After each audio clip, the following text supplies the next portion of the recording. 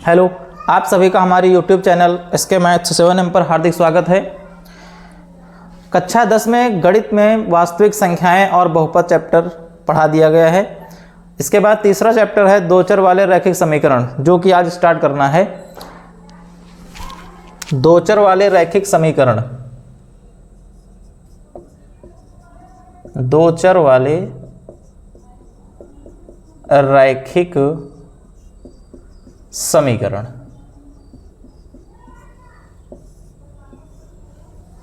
सबसे पहले समीकरण क्या होता है? समीकरण ऐसा व्यंजक जिसमें बराबर के चिन्ह का प्रयोग किया जाता है। जैसे मान लो लिखा है ax square plus bx plus c। अगर इसमें हम बराबर का चिन्ह लगा के बराबर 0 कर दें, बराबर का चिन्ह लगा दिया तो ये बन गया समीकरण। क्या बन गया? समीकरण। अगर बराबर के चिन्ह के स्थान पर greater than, less than, greater or equal, less or equal इन चिन्हों का प्रयोग कर दिया जाए यहाँ पर बराबर के स्थान पर, तो उसे हम असमीका कहते हैं। क्या कहते हैं? असमीका। तो समीकरण क्या होगा? जिस व्यंजक में बराबर का चिन्ह लगा होगा उसे हम समीकरण कहेंगे, जिसमें दोनों पक्ष बराबर होते हैं। दोनों पक्ष बराबर होंगे, लेफ्ट हैंड साइड और राइट हैंड साइड। मतलब इसका मान अगर हम निकालेंगे तो इसका मान भी 0 आना चाहिए, तो इसको हम क्या बोलेंगे? समीकरण। ठीक है। उसके बाद रैखिक बोला गया। रैखिक का मतलब होता है ऐसा समीकरण जिसमें जो चर राशियां हैं उनकी घात 1 होनी चाहिए, अधिकतम घात 1, 1 से बड़ी घात नहीं होनी चाहिए, रैखिक हो गया। उसके बाद दो चर, मतलब ऐसा समीकरण जिसमें दो चर राशियां हों और प्रत्येक की अधिकतम घात 1 हो, उसे हम दो चर वाले रैखिक समीकरण कहते हैं। ठीक है। तो दो चर रैखिक समीकरण जो होता है इसको हम लिखते हैं ax plus by plus c बराबर 0 के रूप में। ठीक है। अब जैसे दो चर वाले रैखिक समीकरण का मतलब हो गया जिसमें चर राशि की अधिकतम घात 1 हो और दो चर राशियां होनी चाहिए, उसे हम दो चर रैखिक समीकरण कहते हैं। तो ये इसका मानक रूप हो गया। ठीक। अब जैसे मान लो कि माना a1x plus b1y plus c1 बराबर 0, एक समीकरण ये दिया है। दूसरा है a2x plus b2y plus c2 बराबर 0, दो समीकरण दिए गए हैं। अब इन दोनों समीकरणों में 3 प्रतिबंध बताए गए हैं। ठीक है। प्रतिबंध क्या होते हैं? प्रतिबंध का मतलब होता है जैसे ये एक रेखा का समीकरण है। किसका है? रेखा का समीकरण। ये भी रेखा का समीकरण है और ये भी रेखा का समीकरण है। तो इन दोनों रेखाओं में जो संबंध होता है, इन दोनों रेखाओं में जो संबंध होगा उसी से ये प्रतिबंध बनाए गए हैं। ठीक है। तो पहला प्रतिबंध क्या होता है? पहला प्रतिबंध है a1 upon a2 not equal to b1 upon b2। मतलब a1 अपान a2 का मान और b1 अपान b2 का मान बराबर ना हो, तब क्या होगा? तब दोनों रेखाएं जो हैं, दोनों रेखाएं प्रतिच्छेदित करेंगी। दोनों रेखाएं प्रतिच्छेदित करती हैं, रेखाएं संगत होंगी, रेखाएं संगत होती हैं और हल जो होगा इनका अद्वितीय होगा। हल जो होगा इसका अद्वितीय होगा। हल अद्वितीय होगा। अद्वितीय का मतलब होता है जब समीकरणों को हल किया जाएगा तो केवल एक ही हल निकलेगा, x का एक मान निकलेगा, एक y का मान निकलेगा, उसे अद्वितीय कहते हैं। ठीक है। प्रतिच्छेदित करते हैं, इसका क्या मतलब है? इसका मतलब यह हुआ कि दो रेखाएं हैं, एक रेखा है AB और एक रेखा है CD। तो ये दोनों रेखाएं एक ही बिंदु पर एक दूसरे को काट रही हैं। इसका मतलब है दोनों रेखाएं एक दूसरे को प्रतिच्छेदित करती हैं और एक ही बिंदु पर करती हैं। इसका मतलब इसका एक ही हल होगा, एक ही हल होगा। इसी को बोला गया अद्वितीय हल होता है। ठीक है। दूसरा जो प्रतिबंध होता है a1 अपान a2 बराबर b1 अपान b2 बराबर c1 अपान c2। a1 अपान a2 बराबर b1 अपान b2 बराबर c1 अपान c2। मतलब तीनों अनुपात बराबर हैं। जब तीनों अनुपात बराबर हैं तब दोनों रेखाएं संपाती होती हैं। दोनों रेखाएं संपाती होती हैं, रेखाएं संगत होती हैं रेखाएं संगत होती हैं और उसके बाद हल जो होगा वो अनेक हल होंगे। अनेक हल या इसी को अनंत बोला जाता है, अनंत हल होंगे।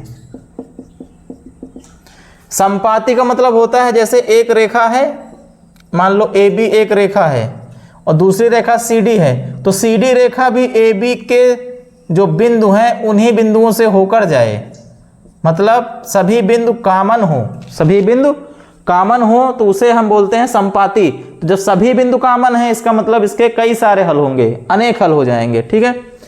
उसके बाद तीसरा होता है A1/A2 बराबर B1/B2 not equal to C1/C2, मतलब A1/A2 बराबर B1/B2 नॉट इक्वल टू है C1/C2। तब क्या होगा, तब दोनों रेखाएं समांतर होंगी,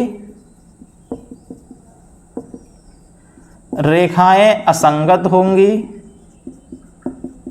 रेखाएं असंगत होंगी तथा इनका कोई हल नहीं होगा। हल तभी होता है जब बिंदु एक दूसरे को रेखाएं प्रतिच्छेदित करती हैं या फिर बिंदु कामन होते हैं, तभी हल होगा। इसमें दोनों रेखाएं समांतर बोला गया है, इसका मतलब है कि दोनों रेखाएं एक दूसरे को कभी भी काटेंगी नहीं। जब काटेंगी नहीं तो इनका कोई हल नहीं निकलेगा। समांतर रेखा मतलब होता है जिनकी दूरी प्रत्येक स्थान पर बराबर हो, प्रत्येक स्थान पर दूरी बराबर हो, उन्हें समांतर रेखाएं कहते हैं। तो समांतर रेखाएं एक दूसरे को कभी प्रतिच्छेदित नहीं करती हैं। जब प्रतिच्छेदित नहीं करेंगी तो उनका कोई हल नहीं होगा। अब उसके बाद ये तो हो गया प्रतिबंध, ठीक है, इसको नोट कर लीजिएगा। फिर उसके बाद रैखिक समीकरण जो है, ये दो चर रैखिक समीकरण, इनका हल कैसे निकालेंगे, हल कैसे किया जाएगा। तो हल करने की होती हैं तीन विधियां। एक होती है प्रतिस्थापन विधि, एक होती है विलोपन विधि और एक होती है ब्रज गुणनखंड विधि। लेकिन जो हमारे सिलेबस में है वो केवल विलोपन विधि है और प्रतिस्थापन विधि है। केवल इसमें हमको दो विधियां पढ़नी हैं, तीसरी जो विधि है वो हमको इसमें नहीं पढ़ना सिलेबस में, ठीक है। तो विलोपन विधि क्या होती है, विलोपन विधि का मतलब होता है जब दो चर राशियों में से किसी एक राशि का विलोपन करके दूसरा मान निकाल लिया जाए। जैसे मान लीजिए कि दो समीकरण दिए हैं, एक दिया है 3x प्लस 2y बराबर 8 और दूसरा समीकरण दिया है 4x माइनस 2y बराबर 6, ठीक। अब इन दोनों समीकरणों को विलोपन विधि से हल करके x y का मान निकालना है। तो सबसे पहले क्या करना है, इसमें विलोपन का मतलब होता है विलुप्त करना। तो x और y में से किसी एक को विलुप्त किया जाएगा। विलुप्त का मतलब है दोनों में से किसी एक को काटा जाएगा। अब संख्याएं कटती कब हैं, कटती तभी हैं जब एक संख्या प्लस में हो, एक संख्या माइनस में हो और दोनों संख्याएं बराबर हों। दोनों संख्याएं बराबर हों, प्लस माइनस में हो तो कट जाती हैं। तो यहां पर सबसे पहले हम देखेंगे कि x और y में से क्या कोई बराबर है। तो x तो बराबर नहीं है, ऊपर 3x है नीचे 4x है, लेकिन y जो है उसमें देखो पहले वाले में 2y है और नीचे वाले में भी 2y है, y बराबर है और दोनों के चिन्ह भी क्या हैं, अलग अलग हैं। एक प्लस है एक माइनस है तो कट जाएगा। तो जब चिन्ह ना बदलना हो तब दोनों समीकरणों को जोड़ा जाता है। यहां लिखेंगे जोड़ने पर।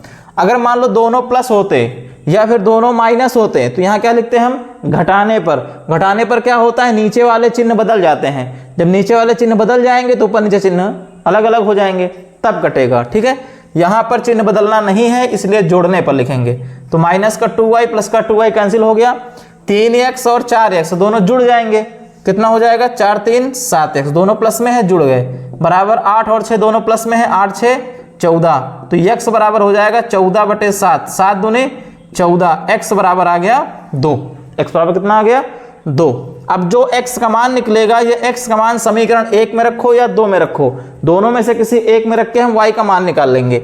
x बराबर 2 जैसे है तो इसको हमने समीकरण 1 में रख दिया। समीकरण 1 में रखने पर क्या हो जाएगा, 3x प्लस 2y। तो x के स्थान पर क्या लिखना है, 2, x का मान 2 आया तो 3x मतलब 3 गुणे 2 हो गया, प्लस 2y बराबर 8, 3 दूनी 6 प्लस 2y बराबर 8, तो 2y बराबर हो जाएगा 8 माइनस 6, प्लस का 6 है पक्षांतर करेंगे माइनस हो जाएगा, तो 2y बराबर 8 माइनस 6 2 हो जाएगा, y बराबर आ जाएगा 2/2, 2 गुणा में है भाग में जाएगा, 2 से 2 कट जाएगा, तो y का मान कितना आ गया 1। अब जो y का मान निकलेगा और x का मान निकलेगा, यही हमारे दो चर रैखिक समीकरण जो भी दिए गए हैं उनके हल हो जाएंगे, x बराबर 2 y बराबर 1। तो इस प्रकार हम विलोपन विधि से दो चर रैखिक समीकरणों को हल करेंगे। ठीक है, एक एग्जाम्पल और ले रहे हैं।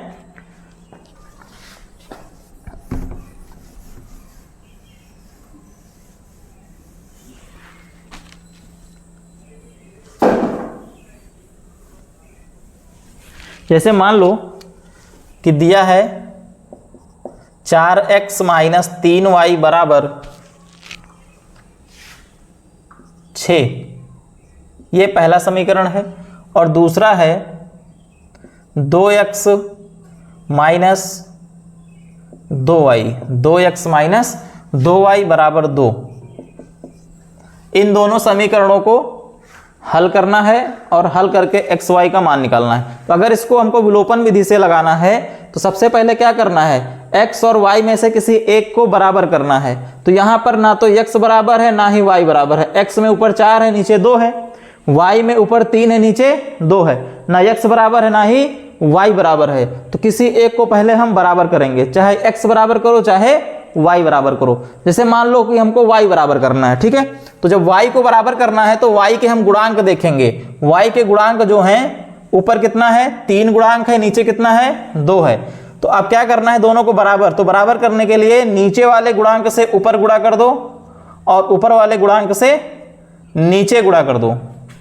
नीचे 2 है तो पहले समीकरण में 2 से गुणा हो गया, ऊपर 3 है तो नीचे वाले समीकरण में 3 से गुणा हो गया। अब गुणा करो, जब गुणा करेंगे तो पूरे समीकरण में गुणा होगा, 2 से गुणा करो, 2 गुणे 4, 2 चौको 8x माइनस 2 तिहाई 6y बराबर 2 छाक 12। तो ये हो गया समीकरण तीसरा बन गया। अब इसमें 3 से गुणा करना है, 3 दूनी 6x माइनस 3 दूनी 6y बराबर 3 दूनी 6। ये हो गया समीकरण 4। तो समीकरण 3 और 4 जो बना है उसमें देखो अब y बराबर हो गया। अब y बराबर हो गया तो y कटना भी चाहिए, तो कटेगा कैसे, कटेगा तब जब दोनों चिन्ह अलग अलग हों। जैसे ऊपर वाले में माइनस है, नीचे वाले में भी माइनस है, दोनों सेम चिन्ह हैं, तो पहले इनको बदलना पड़ेगा। तो बदलने के लिए यहाँ पर घटाना पड़ेगा दोनों समीकरणों को। ठीक है, अगर चिन्ह ना बदलना हो तो जोड़ा जाएगा, अगर चिन्ह बदलना है तो घटाया जाएगा। घटाने पर नीचे वाले चिन्ह, जो नीचे वाला समीकरण होगा उसके चिन्ह बदल जाएंगे। जैसे प्लस का 6x से क्या हो जाएगा, माइनस हो जाएगा, ये माइनस का 6y क्या हो जाएगा, प्लस हो जाएगा, ये प्लस का 6 क्या हो जाएगा, माइनस हो जाएगा। तो प्लस का 6y माइनस का 6y हो गया कैंसिल, ये प्लस हो गया माइनस हो गया कट गया। अब यहाँ पर बचा 8x माइनस 6x, तो 8 में माइनस 6 कितना बचेगा, प्लस का 2x बराबर 12 माइनस 6, 12 माइनस 6 6 बचेगा। तो x बराबर हो जाएगा 6/2, गुणा में है भाग में जाएगा, काट दो इसको, 2 तिहाई 6। तो x बराबर कितना आ गया 3, x का मान हो गया 3। अब x का मान 3 जो है इसको समीकरण 1 में रखो चाहे 2 में रखो, दोनों से निकाल सकते हैं। तो x बराबर 3 समीकरण 1 में रखने पर तो ये हो जाएगा 4x, 4 और x के बीच में गुणा का चिन्ह है, तो 4 गुणे 3 हो जाएगा माइनस 3y बराबर 6, 4 तिया 12 माइनस 3y बराबर 6, तो माइनस का 3y बराबर 6 प्लस का 12 पक्षांतर करेंगे माइनस 12 हो जाएगा, माइनस का 3y बराबर 6 minus 12 minus 6, minus minus plus हो जाएगा, तो y बराबर 6/3, गुणा में है भाग में जाएगा, 3 दूनी 6, तो y बराबर कितना आ जाएगा 2। तो x बराबर आ गया 3 और y बराबर आ गया 2। ये हो गया विलोपन विधि। तो इस प्रकार हम विलोपन विधि से x और y के मान निकाल सकते हैं। अब मान लीजिए ये तो हो गया विलोपन विधि, प्रतिस्थापन विधि से मान लीजिए निकालना है मान, किससे, प्रतिस्थापन विधि से। तो उसको हम आगे बताएंगे, पहले हम चैप्टर स्टार्ट करेंगे दो चर वाले समीकरण में जो प्रश्नावली है। पहली प्रश्नावली